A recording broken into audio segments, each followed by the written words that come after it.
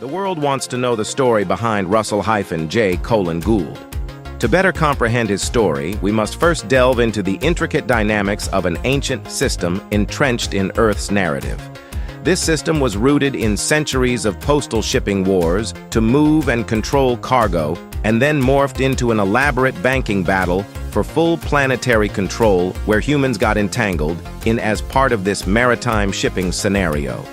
This can be shown by how babies, upon arrival or delivery, are docked by their doctors and designated as vessels harbored in dry docks, otherwise known as hospitals.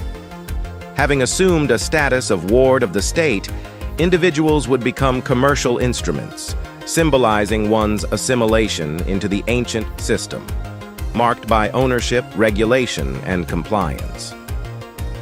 The work by Russell-J. Gould exposes an intricate global construct that explores the realms of admiralty and maritime laws, an elite banker's plot to control nations with secrets in banking, bankruptcy notes, flag laws, as well as the powerful but hidden role of the post office in steering a planetary banking, shipping, and warfare platform.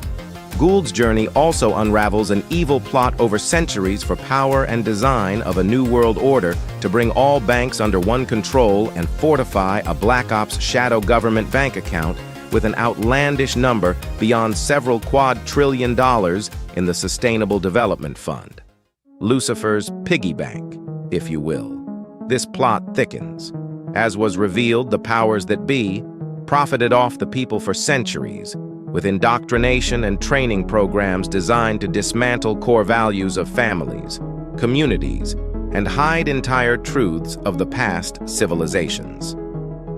Hive thinking would aid the people into believing collective lies, such as that they had liberties, legal rights, and constitutions to back them up, when in reality they were unsuspecting slaves with a birth certificate being moved around like cargo.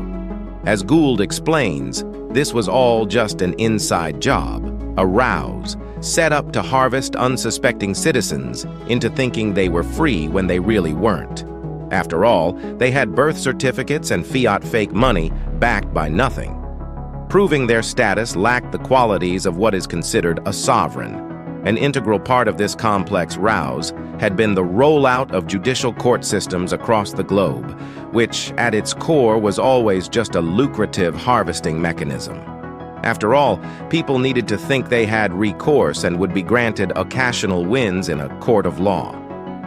All was set for a climax, resulting in a seismic shift in the very fabric of global governance, where players were positioned to usher in a new world order dictated by unseen hands, until, in 1999, America was momentarily left vulnerable at the end of its third and final international bankruptcy, and Russell-J. Gould swept in to capture the American Title IV flag and thwart evil's efforts to gain total control.